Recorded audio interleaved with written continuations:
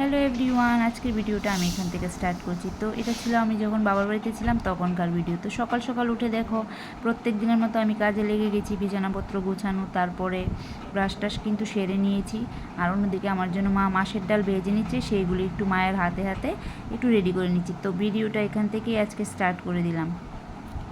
তো মা রান্না করে নিয়েছে ভাত আর মাছের ডাল, আর আমার ভাইয়ের জন্য আর আমার মেয়ে বলছে ওরা দম বিরিয়ানি খাবে, তো তার জন্য কিন্তু আমি দম বিরিয়ানি সব কিছু রেডি করে নিচ্ছি, তোমাদের সাথে শেয়ার করছি। চিকেনটা ধোয়া হয়ে গেছে, আর এই দেখো মা এখানে মাছের ডাল আর এখানে ভাত রান্না করে নিয়েছে অলরেডি।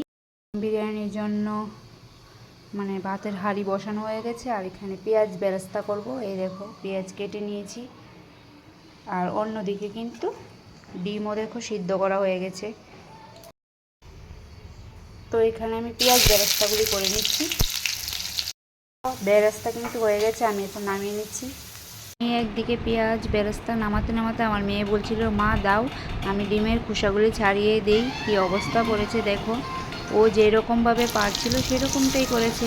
তো এখানে কিন্তু আমি বিরিয়ানিতে দেওয়ার জন্য আলু ভেজে নিয়েছি, আর এখানে আমি চিকেন রান্না করার জন্য সব মশলাকে ভালোভাবে ভেজে নিচ্ছি। দেখো যা যা দেওয়ার, সবাইকে জানো কীভাবে চিকেন রান্না করতে হয়, এটা আর বলার কিছু নেই।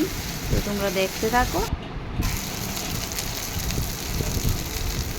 তো এক এক করে কিন্তু এর মধ্যে মা সব মশলা দিয়ে দিচ্ছিল, আর আমি খালি নাড়াচ্ছিলাম। তো এবার চিকেনটা দিয়ে দিচ্ছে। এবার চিকেনের গায়ে সব মশলা দেখো ভালোভাবে আমি মাখিয়ে নিচ্ছিলাম।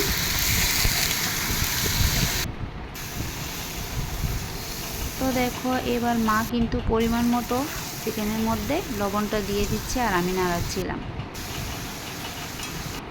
তো ফাইনালি এখানে কিন্তু চিকেনটা হচ্ছে, আর আমি অন্যদিকে ভাতের হাঁড়ি বসিয়েছি, জলটা ফুটেও যাচ্ছে, মা চাল দিয়ে দেবে। আর আমার খুব খিদে লেগে গেছে, তার জন্য মা দই আর চিড়া দিয়েছে, আর আমি একটু লবণ নিয়ে মানে মাখিয়ে খেতে আমার এই খাবারটা খুবই ভালো লাগে। কার কার ভালো লাগে কমেন্টে জানিও। আর আমার কিন্তু প্রচণ্ড খিদে লেগে গিয়েছিল, তার জন্য মা কিন্তু তাড়াতাড়ি এই খাবারটা দিয়েছিল। আর অন্যদিকে দেখো আমার ভাতের হাঁড়িও হয়ে গেছে, চিকেনও হয়ে গিয়েছে প্রায় রেডি। এই দেখো কালারটা কতটা সুন্দর হয়েছে। আর দেখো বিরিয়ানিটার বানানোর জন্য চালটাও ফুটে রেডি। এবার আমি কিন্তু ভাতের হাঁড়ির মধ্যে ঘিটা মাখিয়ে নিচ্ছিলাম, কেননা এবার আমি বিরিয়ানির লেয়ারটা তৈরি করব। সব মশলাপাতি যা যা লাগে তা নিয়ে কিন্তু আমি বসে গেলাম, কেননা আরও অনেক কিছু মশলা লাগে, তো সব কিছু তো আর নেই। তার জন্য যা ছিল তা দিয়ে কিন্তু আমি বিরিয়ানির লেয়ারটা করছিলাম। তো প্রথমে দেখো আমি দিয়ে দিলাম রাইস, তারপরে পেঁয়াজ বেরেস্তা দিয়ে দেব অল্প করে উপর থেকে। তারপর কিন্তু আমি বিরিয়ানি মশলাটা দিয়ে দিচ্ছিলাম, এই দেখো। তারপর দিয়ে দিচ্ছি ভাজা আলু। তো তোমরা কে কীভাবে দম বিরিয়ানিটা রান্না করো আমাকে কমেন্টে জানিও। আমি তো এইভাবেই রান্না করি, আর খেতেও কিন্তু খুবই টেস্ট হয়। আর অনেকের হয়তো বড় বড় পিস ভালো লাগে বিরিয়ানিতে, আমার কিন্তু বড় পিস একদমই ভালো লাগে না, তাই জন্য কিন্তু আমি ছোট ছোট পিস দিয়েই বিরিয়ানিটা তৈরি করেছি। তো বিরিয়ানির লেয়ার একটা হয়ে গেছে, তো এবার দ্বিতীয় লেয়ারটা তৈরি করছি। দেখো এই দেখো, তো দ্বিতীয় লেয়ারও আমার কমপ্লিট। তো এখন উপরে আবার সব মশলাপাতি যা যা ভাজা আলু বেরেস্তা ডিম সিদ্ধ তারপর মশলা সব কিছু দিয়ে এর মধ্যে কিন্তু আমি আবার চিকেন দিয়ে দিচ্ছি। দেখো উপর থেকে।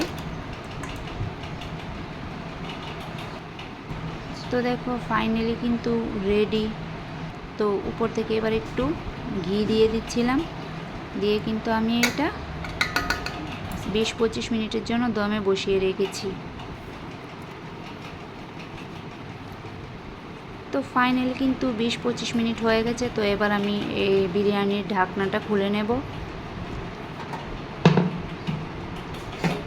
এই দেখো আমার বিরিয়ানি রেডি। আর অন্যদিকে কিন্তু আমার মেয়ে আর আমার ভাই খেতেও বসে গেছে। মা দেখো সবার জন্য বেড়ে নিচ্ছিল।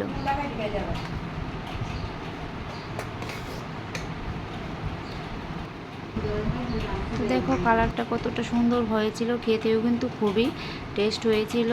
তো অন্যদিকে একটু চিকেন কষাও নিয়েছে বিরিয়ানিটির সঙ্গে খাওয়ার জন্য। তো প্রথমে কিন্তু আমার মেয়ে খেয়ে নিচ্ছে, এই দেখো, আর আমার ভাই, তারপরে আমি আর আমার মাও কিন্তু ফাঁকে খেয়ে নিয়েছিলাম। তো খাওয়া দাওয়া শেষ করে একটু বাইরে ঘোরাঘুরি করছিলাম, বারান্দাত বসেছিলাম আমার ছোট্ট মেয়েকে নিয়ে। তো আমার ভিডিওটা ভালো লাগলে লাইক শেয়ার কমেন্ট করে পাশে থেকো, আর আমার ভিডিও দেখার জন্য সবাইকে ধন্যবাদ।